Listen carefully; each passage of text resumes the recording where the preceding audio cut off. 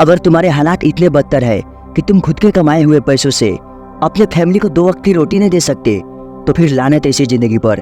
तुम्हें तो एक गिलास पानी में डूब के मर जाना चाहिए। यार कब तक तुम ऐसी जिंदगी जियोगे? अरे तुम इतने बेशरम कैसे हो सकते हो? अपनी औकात देखिए कभी।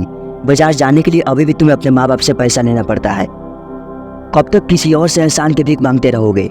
अरे तुम्हें तो किसी और के टुकड़ों पर पलने की आदत हो गई है, लेकिन अब तुम्हें अपनी आदत सुधारना होगा। इस दुनिया में अपनी पहचान बनानी होगी। तुम्हें वो सारे बेड़िए तोड़ने होंगे जो तुम्हें सफल होने से रोक रही है। पता है शेर जंगल का राजा क्यों होता है? देखो, जंगल में शेर से भी बड़े बड़े तोप मौजूद है, इसके बावजूद शेर ही जंगल का राजा होता है। पता है क्यों?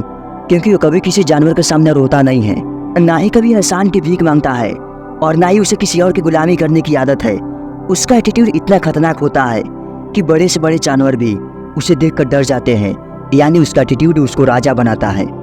चलो तुमको मैं एक कहानी सुनाता हूँ। एक आदमी के अंदर अध्यात्म की प्यास जगी।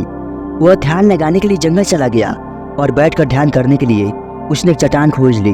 वह आदमी उस चट्टान पर ध्यान लगाने के लिए बैठ गया और फिर उसने देखा कि कुछ ही दूरी पर एक लोमड़ी थी। इसके आगे के दोनों पैर कटे हुए थे। लोमड़ी अपंग थी। शायद किसी शिकारी के जाल में फंसकर उसकी दोनों टांगें कट गई थी। प्रकृति किसी प्रकार की असमर्थता पर दया नहीं दिखाती। असमर्थ लोगों की मदद करना ये सिर्फ इंसानी समाज की खासियत है। प्रकृति में अगर आप अपना भोजन नहीं जुटा सकते तो आप गए काम से, आपको कोई नहीं बचा सकता। तो यह एक लोमड़ी थी जिसकी आगे के दोनों टांगें कटी हुई थी, लेकिन दिखने में स्वस्थ और हट्टी कट्टी लग रही थी। उस आदमी ने उस अपंग लोमड़ी को देखा और सोचने लगा कि बिना पैरों के ये लोमड़ी अपना काम कैसे चला रही है। फिर वो बैठ गया। उसे ध्यान लगाना था। उसने ओम का जाप करना शुरू कर दिया।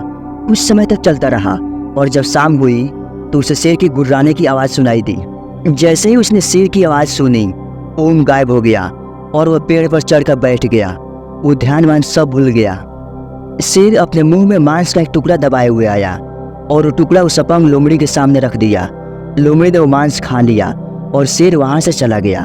उस आदमी ने सोचा, वो ये तो दैवीय संदेश है, भगवान मुझसे कुछ कहना चाहते हैं। एक अपंग लोमड़ी को एक खूंखार शेर खाना खिला रहा है, ये सबसे बड़ा चमत्कार है।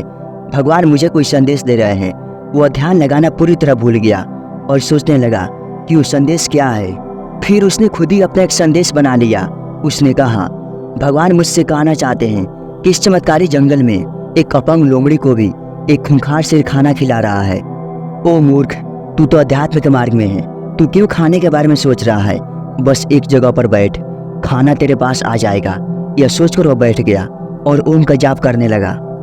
एक दिन, दूसरा दिन, तीसरा दिन और फिर छठे और सातवें दिन तक वह जिंदा रहने के लिए तड़पने लगा। वो हिल भी नहीं पा रहा था, बिल्कुल कमजोर हो गया था, लगभग मरने जैसी हालत हो गई थी। तभी उस रास्ते से एक योगी गुजर रहे थे। उन्होंने आवाज़ें सुनी और उस आदमी के पास गए और पूछे, तुम्हारी ये हालत कैसे हो गई?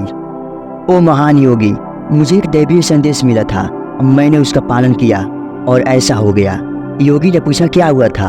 आदमी बोला, वहाँ एक लोमड़ी को देखिए, देखिए वो कितनी तंदुरुस्त है और रोज एक शेर उसके लिए मांस का टुकड़ा लेकर आता है और उसे खिलाता है।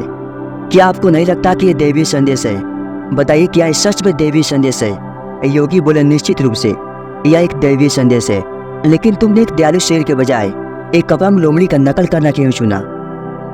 ये आपके ऊपर डिपेंड करता है कि आप कैसी जिंदगी चुनते हैं। पूरी जिंदगी किसी गुलाम बन के रहना है या खुद की वजूद बनानी है।